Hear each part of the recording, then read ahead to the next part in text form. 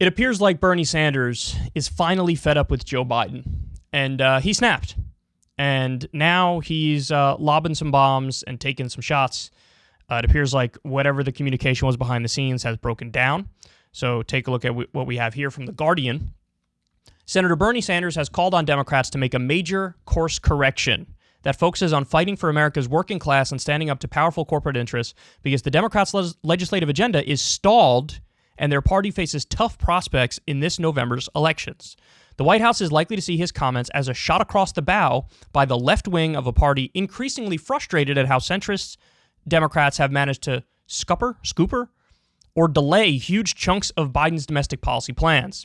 In an interview with The Guardian, Sanders called on Joe Biden and the Senate Majority Leader Chuck Schumer to push to hold votes on individual bills that will be a boon to working families, citing extending the child tax credit, cutting prescription drug prices, and raising the federal hourly minimum wage to $15 an hour.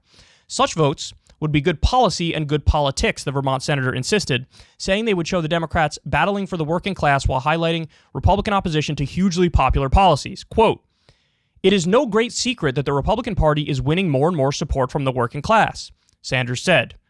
"It's not because the Republican Party has anything to say to them. It's because in too many ways, the Democratic Party has turned its back on the working class."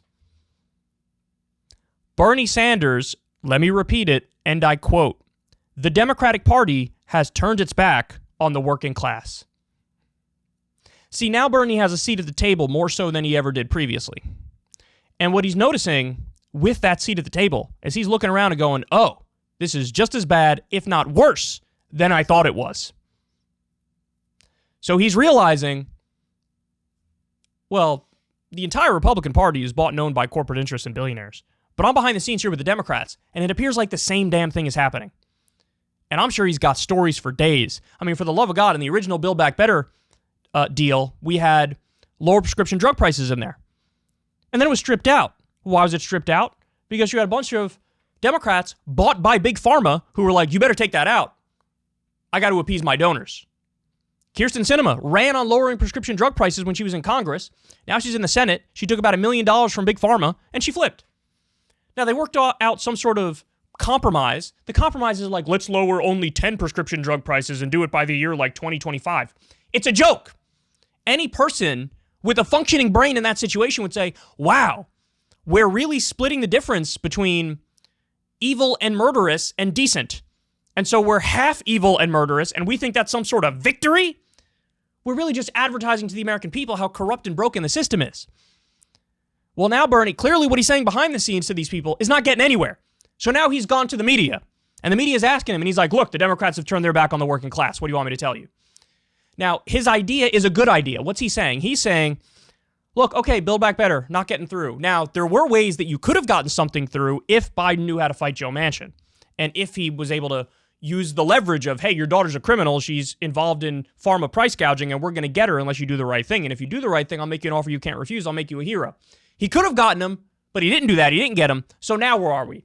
What Bernie's saying is effectively force the vote. This is the force the vote strategy. You take individual pieces of legislation through regular order.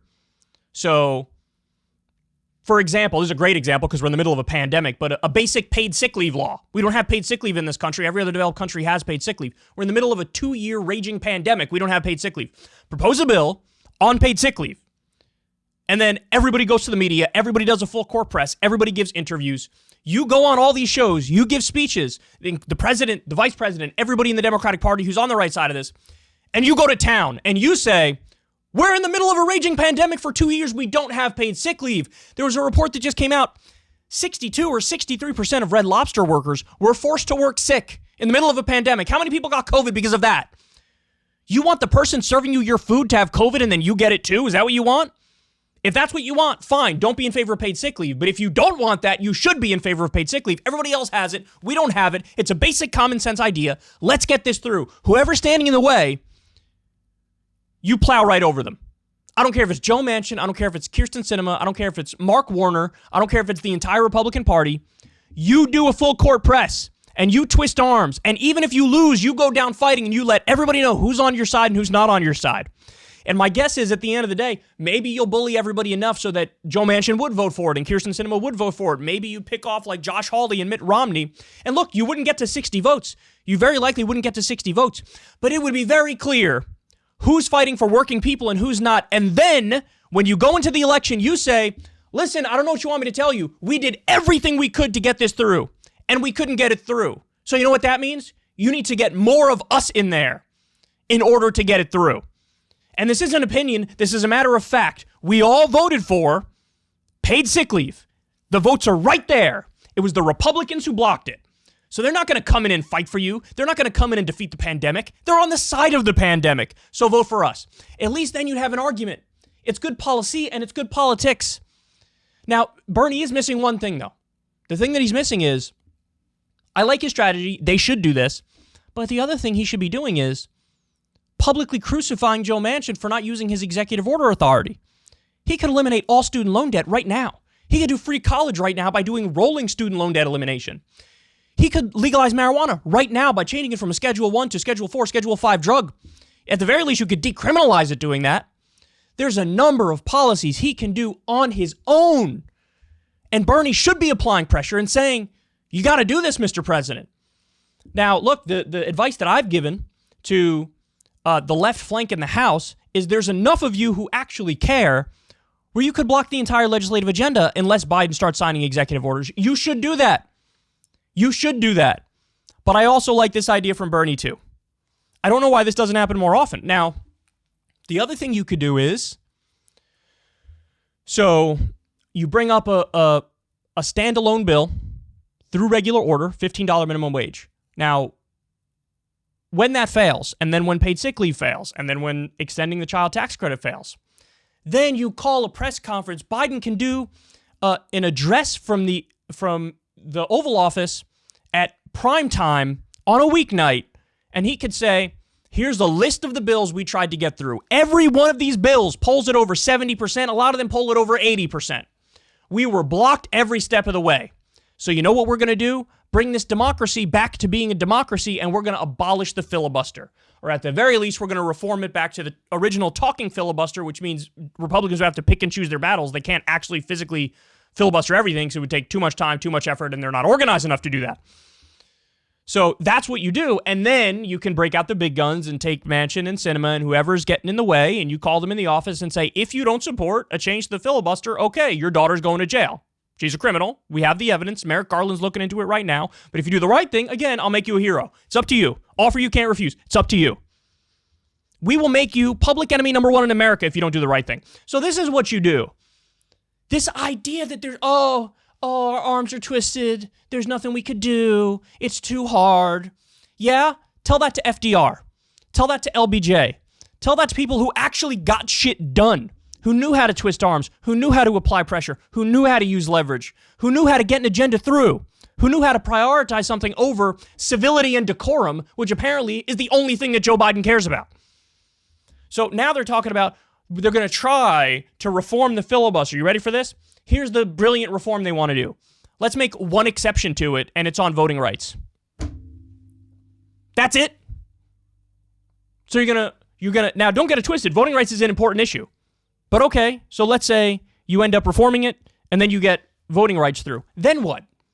You get voting rights through, so the landscape is a little less skewed against Democrats than it was previously, but you're probably still going to lose the next election unless you actually deliver for people. You have to deliver for people. So Bernie's had enough. Look, Bernie always means well, but oftentimes I think he's naive about how power works, and he ends up playing the game from within the party too much. I think this is a good example of it's an indication and it's evidence that he's hitting brick walls behind the scenes. And when he's trying to talk sense into people, it's not landing. And so now he goes and gives advice, and he's like, fight or lose, because that's what's going to happen. Fight or lose. And it ain't going to be on me when you lose, even though everybody's going to blame me. And that's what's happening. There was just an article that came out. This is going to absolutely put me in an early grave and give me a conniption or give me an aneurysm. This is an article in The Hill. Just came out. New, centrists are warning progressives to back off with their favorite rhetoric as the Democratic Party enters a challenging midterm year when it is in deep danger of losing the House and Senate majorities. They're already blaming the left. Wait a second. Democrats have the Senate, the House, and the presidency. The dominant faction is the centrists, is the moderates. You guys are driving the ship. You guys are in control.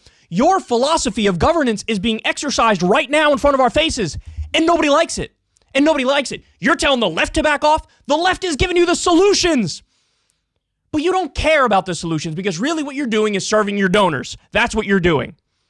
But it doesn't matter what happens. It's always the left's fault in the minds of these people. Well, look, flip it right back on them. Here's a warning. Progressives tell centrists to back off because they're blowing everything. You guys are the ones who are losing it. And in fact, I'll go a step further. Actually, we're the centrists. And we're the ones proposing common sense solutions. You guys are the extremists. So how about moderate Democrats tell extremist right-wing corporate Democrats to get out of the way? Because if you guys listened to us all along, you'd be crushing it in the polls right now, and you would win this election easily. Republicans don't even talk about policy anymore. All they have is stop the steal. All they have is the culture war. All they have is, I want to have the right to be unvaxxed at a Denny's and then die from COVID. Okay. Well, you should be able to beat those guys with both hands tied behind your back and half your brain functioning, but they can't beat them. And they can't beat them because they stand for nothing. FDR won the presidency 4 times. Americans got a little taste of social democracy and they absolutely lost it. And they were like, I love this. He held 80% of the House and 80% of the Senate. We've never seen numbers like that since then. Why? Because nobody's serving you. Well, the left is saying, for the love of God, serve the American people, and they still get blamed. No. I don't accept that. Bernie is telling you right now, adjust course, adjust strategy, do the right thing, fight or lose. And when you lose, it's on you. Ever since Adpocalypse, when YouTube defunded all independent news and politics overnight, we haven't trusted them. We know they can pull the rug out from underneath us at any time. If you enjoy this content, please consider tipping $1 or $2 per month on the Secular Talk Patreon. Link in the video description box below. Thanks for your support.